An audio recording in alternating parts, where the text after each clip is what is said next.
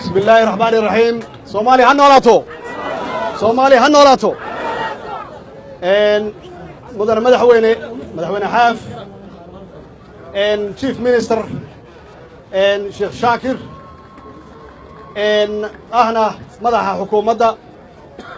مدحوينها هرشابيلي iyo golaha wasiirada dowlad goboleedka galmudug golahooda baarlamaanka golaha wasiirada oo wafdigeyga ah iyo labada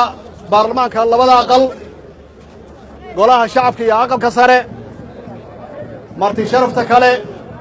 dadweynaha halkan maanta jooga culimaadudiinka salaadiinta kooxda bambeyda ciidamada qalabka sida bahda saxaafadda kulligiin intaanan magacaabin waxaan idinku salaamayaa assalaamu calaykum waraxmatullaahi wabarakaatuh maanta runtii waxay noo tahay maalin taariikhi ah oo farxad weyn leh sida wanaagsan oo walaaltinimada leh oo diiran oo aad noo soo dhowayseen waxaan ognahay oo la soconnaa ilaa saakay subaxdii hore ilaa hadda inaad taagan tihiin si aad noo soo dhowaysaan xaqiiqatan aad iyo aad yaan ugu faraxsannahay hadal waa noo dambeeyaa laakiin waxay ka turjumaysaa soo dhowayntan wanaagga badan oo diiran waxay ka turjumaysaa soomaalinimadeenna waxay ka turjumaysaa sidaad soomaali iyo midnimadeeda aad u soo dhowayseen oo dib u heshiisiinta aad uga shaqayseen oo magaaladan aad u nabadayseen